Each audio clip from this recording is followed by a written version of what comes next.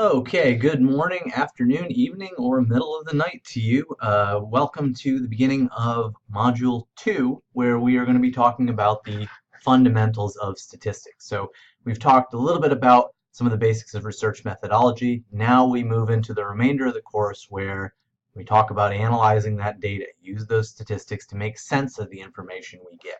We're going to start with some basics today, a little bit of history, some trivia, and then some important terms for the remainder of the course. So again, say that we've done this process of research, we know what our question is, we've picked our study design, we made sure our operational definitions are reliable and as valid as possible. We run our participants, now we have just a pile of data, a bunch of numbers. What do we do with it? How do we figure out how we connect that to whether our hypothesis is supported or not? So now we use, again, statistics to analyze the data that we get from that sample. Question for you. What if we had data for the entire population? What do we call that? Samples have statistics. What do populations have? They have parameters. So again, you can remember it by them starting with the same letter. Again, remember, we care about parameters. We use statistics as the best information we can get about those parameters. So statistics can serve a number of purposes, as you saw in your real-world stats assignment. We can understand basic patterns in the data. We also can organize information, and we can draw deeper conclusions about those populations that we actually care about, those parameters that we're interested in. So again, as we said before, almost every hypothesis involves a population. We can almost never measure entire populations. So instead, we test them through this sample data. So here's a little bit of a history lesson, trivia, the sort of thing like that. Various areas of statistics have several areas of origin, some of which have some historical importance, some of which are kind of gross. For example, here's the origin of the term. Notice that the term doesn't come from terms of mathematics, it comes from political terms. Why is that the case? Statistics used to be summarized information that heads of state would receive about how things were going in the country or the kingdom or wherever. So that's why it originates from political perspective. Some of the most basic uses of statistics, even centuries ago, were for prediction. There actually has been life insurance companies around for a few centuries now, and one of the things life insurance agents has to do is they have to figure out how to set a price that will lead to them getting a profit over the long run. So when you buy life insurance, essentially you're making a bet. You go into the life insurance agent's office, and then the agent says, "Hey, I bet you won't die anytime soon." You say, "Oh yeah, I bet I will," and you agree on the terms of that bet. It's not a bet you want to win, but your loved ones are protected if you do pass on early. So they need to set the terms of that bet in a way that will give them profit.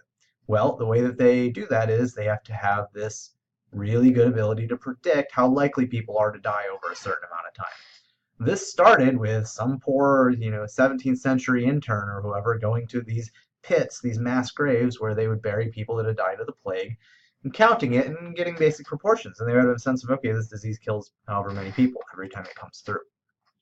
Statistics have been popular in theology. For example, one argument that was pretty popular a couple centuries back was looking at this constellation called the Pleiades, which is 7 stars. There's one called the Seven Sisters. They're really close together. A guy named John Mitchell, a theologian, used stats to estimate that the odds of that happening as a coincidence, he argued, were about 1.5 million. This was evidence, according to him, that it might be deliberate, that it would have to be deliberate, that some kind of a higher power had placed those stars close together. Here's the thing about this. So whatever your feelings are about theology or whatever, always beware of arguments that use statistics where the argument is that an event is so improbable that there must be something happening behind it. Something doesn't have to be existence of God or whatever, some kind of conspiracy or something like that. Here's the reason why. In a lot of situations, every possible outcome is extremely improbable. Everything that can possibly happen is really, really unlikely to happen. Where the stars happen to be in the sky is one of those. Almost any combination of cards that you draw out of a deck of cards, it is extremely unlikely that you would get those exact cards in that exact order. It gets up into the one in the billions very, very quickly. You don't have to draw too many cards for it to get there.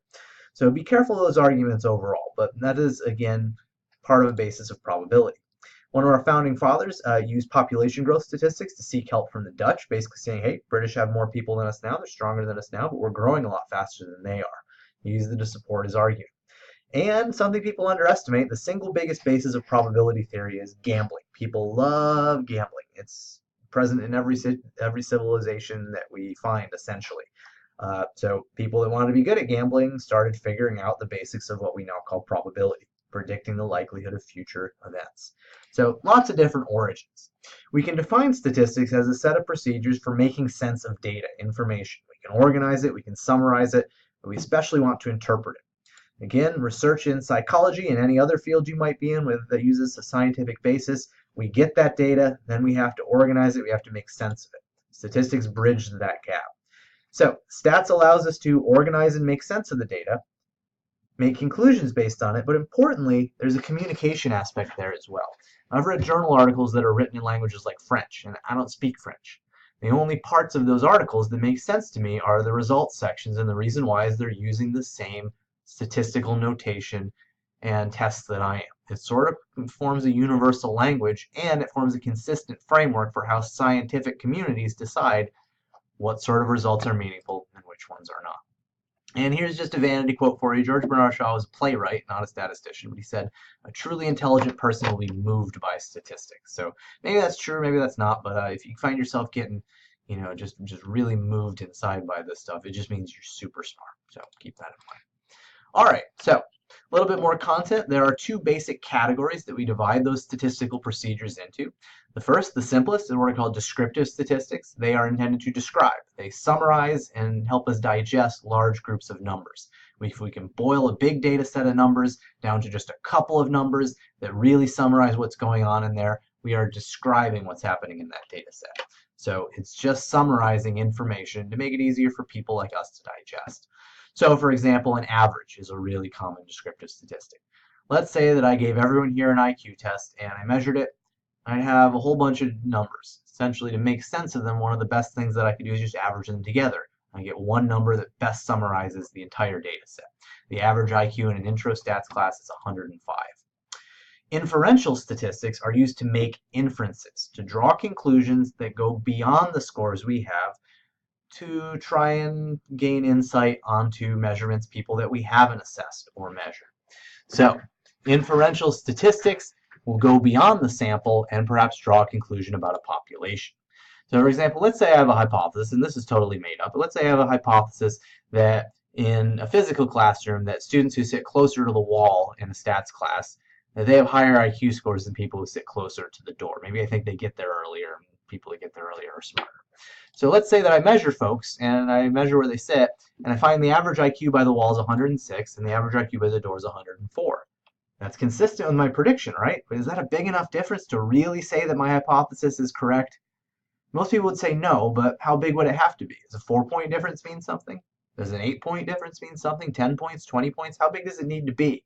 We can't just eyeball it and decide if it feels big enough. We need some kind of a standard. There's that same major problem that we talked about in the previous module about research methods. So how do we know? Statistical significance tests are the most important type of inferential statistic in this class. That's again what we're building towards. We're not going to be running inferential stats for a few modules yet, but that's the goal. That's how we leverage the information we've got, the stuff from our sample, our descriptive statistics, and use it to draw conclusions about those much bigger populations. So inferential stats are based on descriptive stats, but they go beyond it to draw conclusions about, again, larger groups of people that were not measured. This is our for future service. Again, we are going to start off pretty early on, probably a little bit in this module, mostly starting in the next module. We're going to learn descriptive statistics first, just things that describe the sample that we're looking at. Those descriptive statistics plus some stuff we're going to learn about populations that forms the framework of this inferential stats process called statistical significance, which is related to that idea of hypothesis testing. So when we bring in these descriptive stats, you'll have seen some of them before, like an average. Pay close attention to the role they play and how they help us bridge the gap between samples and populations. That's a really important part of those early introductory pieces. So to recap, be familiar with the difference between descriptive and inferential statistics. Remember, back in the previous module, we talked about variables, values, and scores. Make sure that you can keep those terms straight. And we will be picking things up next time by talking a little bit about different scales of measurement that can be used. See you there.